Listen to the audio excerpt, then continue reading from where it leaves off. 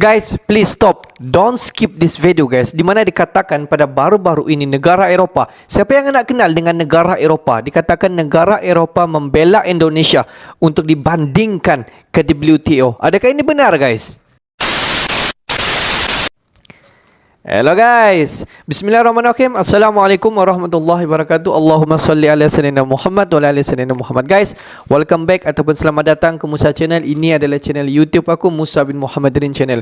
Kepada subscriber, kepada viewer di luar sana yang baru sahaja terjumpa Musa Channel, jangan lupa guys untuk memberi sokongan kalian kepada channel ini dengan menekan ataupun klik tombol subscribe, like dan komen di bahagian komentar di bawah.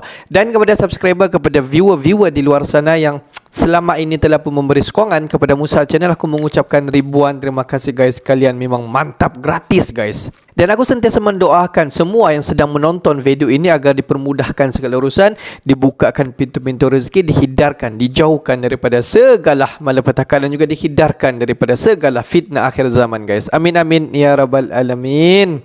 Guys, seperti biasa, hari ini kita akan buat sedikit lagi video reaction di channel Bagi-Bagi. Dan kalau kita zoom sedikit kepada tajuk utama yang kita akan react hari ini, di mana dikatakan negara Eropah bela Indonesia untuk dibandingkan ke WTO. Wow, adakah ini benar guys? Jom kita tonton dulu video ini. Seperti biasa di hujung nanti baru kita akan bagi sedikit kita punya respon ataupun reaction mengenai video ni guys. Apa-apa pun jom kita semak dulu video ni. Wow, ada apa guys? Halo sahabat Bagi-Bagi. Uni Pusing, Eropa guys. pusing. Puluhan negara sudah memberontak Uni Eropa dan bela Indonesia. Hingga negara anggotanya.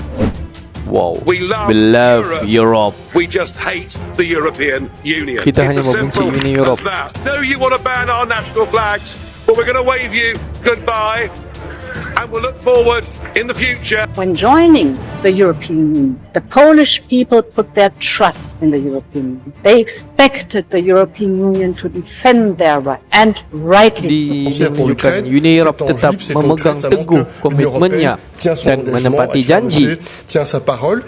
L'occasion aussi de vous dire que on a salué les décisions prises qui visent à augmenter les moyens pour la facilité paix. C'est évidemment très Wow. important. Okay guys, ini channel Bagi-Bagi. Don't forget to click subscribe. Sahabat Bagi-Bagi, sungguh tidak masuk akal jika anggota dalam suatu negara memberontak, apalagi mepet ke negara musuhnya.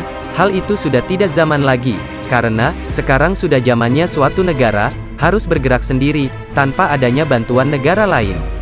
Jika kita dibantu negara lain dalam membangun suatu kedaulatan, seperti di negara Australia yang dibantu oleh negara barat, pastinya tidak ada rasa kepuasan tersendiri di dalam negara tersebut. Nah, di zaman-zaman itu, sedang terulang kembali, negara yang mempunyai kedaulatan bersama negara tetangga, sekarang, sudah mulai memisah, contoh Rusia, saja, Ukraina. seperti Rusia dan Ukraina. Tetapi, kemungkinan di pembahasan kali ini, ada negara lagi, yang mau memberontak Uni Eropa, dan malah mendukung kebijakan, yang dilakukan Presiden Jokowi, dan membelanya. Sahabat Bagi-Bagi, Uni Eropa pada Selasa tanggal 6 Desember lalu, menyetujui undang-undang baru, untuk mencegah perusahaan dunia, menjual kopi, daging sapi, kedelai, dan komoditas lain, yang terkait dengan deforestasi, membanjiri pasar Uni Eropa. Undang-undang tersebut, akan mewajibkan perusahaan, untuk membuat pernyataan uji tuntas, yang menunjukkan, bahwa rantai pasokan mereka, tidak berkontribusi pada perusakan hutan, sebelum mereka menjual barang ke Uni Eropa. Mereka, dapat menghadapi denda, yang besar, jika tetap melakukannya. Deforestasi bertanggung jawab, atas sekitar 10%, emisi gas rumah kaca global, yang mendorong perubahan iklim, dan akan menjadi fokus, pada konferensi COP15 PBB, pada minggu ini. Dalam pertemuan tersebut, negara-negara akan mencari kesepakatan global, untuk melindungi alam. Negosiator dari negara-negara Uni Eropa, dan Parlemen Eropa, mencapai kesepakatan, tentang undang-undang tersebut. Aturan tersebut, akan berlaku untuk kedelai, daging sapi, minyak sawit, kayu, kakao dan kopi, dan beberapa produk turunan termasuk kulit, coklat, dan furnitur. Karet, arang, dan beberapa turunan minyak sawit, juga dimasukkan atas permintaan anggota Parlemen Uni Eropa. Perusahaan perlu menunjukkan kapan dan di mana komoditas tersebut diproduksi dan informasi yang dapat diverifikasi bahwa komoditas tersebut tidak ditanam di lahan yang digunduli setelah tahun 2020. Sahabat bagi-bagi, kegagalan mematuhi aturan tersebut dapat mengakibatkan denda hingga 4% dari omset perusahaan di negara anggota Uni Eropa. Negara-negara yang akan terkena dampak aturan baru, termasuk Brazil, Indonesia, dan Kolombia, mengatakan aturan itu memberatkan dan membutuhkan biaya mahal. Mereka mengatakan, sertifikasi juga sulit dipantau, terutama karena beberapa rantai pasokan dapat menjangkau banyak negara. Di Brazil, negara yang paling bertanggung jawab atas deforestasi, beberapa lembaga advokasi lingkungan memuji undang-undang tersebut. Namun, mereka juga menegaskan bahwa undang-undang tersebut tidak cukup jauh dalam mengatur masalah tersebut. Undang-undang itu juga tidak memberikan perlindungan, seperti yang mereka harapkan, untuk lahan berhutan lainnya yang memiliki pepohonan, tetapi bukan hutan belantara dan tertutup. Hal tersebut berarti sekitar 600.000 km persegi, hutan di Sabana Cerrado, luasnya sama dengan wilayah Ukraina, tidak akan tunduk pada hukum, ungkap organisasi nirlaba Brazil, Cerrados Institute. Wilayah tersebut adalah perbatasan ekspansi pertanian yang tumbuh paling cepat di negara tersebut. Sahabat bagi-bagi, Uni Eropa mengatakan, dalam sebuah pernyataan, pihaknya akan meninjau apakah akan menambah perlindungan untuk lahan berhutan lainnya dalam 1 tahun dan ekosistem kritis lainnya dalam 2 tahun. Kelompok kampanye lingkungan dari Brazil dan Eropa juga mengkritik persyaratannya bagi perusahaan untuk membuktikan mereka menghormati hak-hak masyarakat adat, tetapi hanya jika hak tersebut sudah dilindungi secara hukum di negara produsen. Sahabat bagi-bagi, para kepala negara tersebut, bahkan dengan terang-terangan, siap membantu Indonesia, jika kedepannya, Uni Eropa benar-benar melakukan embargo ekonomi kepada Indonesia. Hal ini diterangkan oleh Presiden Jokowi, ketika saat Indonesia menghentikan ekspor minyak sawit mentah, atau CPO, dan turunannya. Beberapa waktu lalu, Presiden menyampaikan, penghentian tersebut karena pemerintah mengutamakan, pemenuhan kebutuhan dalam negeri. Presiden mengungkapkan, menggambarkan pantauan yang ia lakukan, terdapat sejumlah negara, yang sangat bergantung, pada komoditas dari Indonesia, bahkan tidak bisa hidup tanpa Indonesia. Oleh karena itu, Presiden Joko Widodo yang mendorong agar potensi besar, yang dimiliki Indonesia, mulai dari kekayaan sumber daya alam, atau SDA, sumber daya manusia atau SDM, yang diwarnai bonus demografi, hingga pasar yang besar, digunakan dalam membangun strategi, untuk mewujudkan Indonesia sebagai negara maju.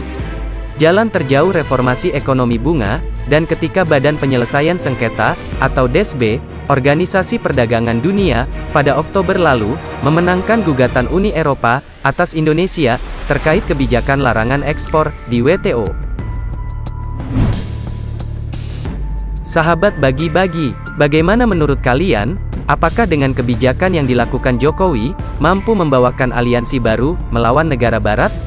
Mari kita saksikan saja terus, gerak-gerik pemimpin kita, walaupun kalian mengira, kalau pembahasan Mimin sangat diulang-ulang, sebenarnya tidak, itu hanya pembahasan yang ditambahkan, dengan bumbu yang pahit. Merdekalah Indonesia sepenuhnya. Merdeka! Merdeka hari ini. Jos, kita semua sedia maklum bahawa Indonesia beberapa hari yang lepas ataupun beberapa minggu yang lepas telah pun diheret ke mahkamah WTO dan dikatakan Indonesia dikalahkan semasa persidangan WTO oleh Uni Europe. Itu semua kita sedia maklum. Tetapi selepas sahaja persidangan WTO di mana Presiden Jokowi tidak memedulikan sama sekali apa yang diperintahkan oleh WTO kepada Indonesia. Itu kalau kita tengok kebijakan Jokowi dalam mentadbir urus bahan mentah di Indonesia, guys. Di mana Jokowi memberhentikan semua ekspor bahan-bahan mentah keluar daripada Indonesia. Di mana tindakan Jokowi ini memaksa Uni Europe untuk mencari ganti selain daripada Indonesia yang mampu mengekspor bahan mentah dalam satu kuantiti yang banyak dalam satu jangka masa yang panjang.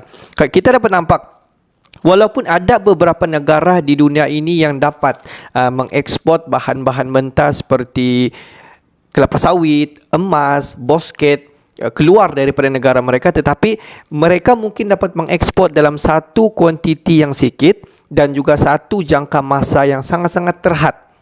Dan kita dapat nampak dengan adanya beberapa negara yang dikatakan yang boleh menggantikan Indonesia, tetapi kita dapat nampak bahawa ekspor, nilai-nilai ekspor itu dikatakan lebih tinggi berbanding dengan Indonesia. Jadi di sini kita dapat nampak bahawa Uni Europe dan juga Eropah boleh dikatakan tidak bersefahaman dalam tindakan apa yang telah dilakukan oleh mereka.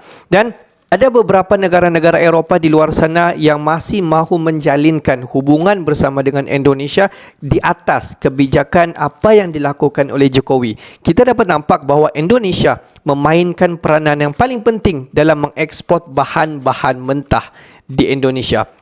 Tapi guys, walaupun kita nampak jalinan kerjasama negara-negara Eropah dalam bersama dengan Indonesia, mungkin ini boleh dikatakan teknik ataupun cara mereka untuk mendapatkan bahan-bahan mentah daripada Indonesia. Pendapat kalian bagaimana guys? Adakah benar hubungan kerjasama negara-negara Eropah yang dikatakan dijalinkan dengan Indonesia saja dijalinkan atas dasar mahu mendapatkan bahan-bahan mentah di Indonesia? Dan sebenarnya kalau kita tengok selepas sahaja isu di WTO, banyak negara-negara sebenarnya yang membackup ataupun membela Indonesia dengan apa yang terjadi di persidangan WTO. Adakah ini hanyalah untuk menyedapkan hati Indonesia, khususnya Presiden Jokowi, untuk menarik balik semua larangan untuk mengekspor keluar bahan mentah daripada Indonesia, keluar daripada Indonesia? Okeylah guys, untuk hari ini sampai di sini saja sedikit information daripada Musa Channel, dan kepada subscriber, kepada viewer-viewer di luar sana yang belum lagi klik button subscribe, please guys, klik button subscribe, like dan komen di bahagian komentar di bawah. Akhir kata daripada Musa Channel, thanks for watching my video. Assalamualaikum warahmatullahi wabarakatuh guys. See you the next video guys.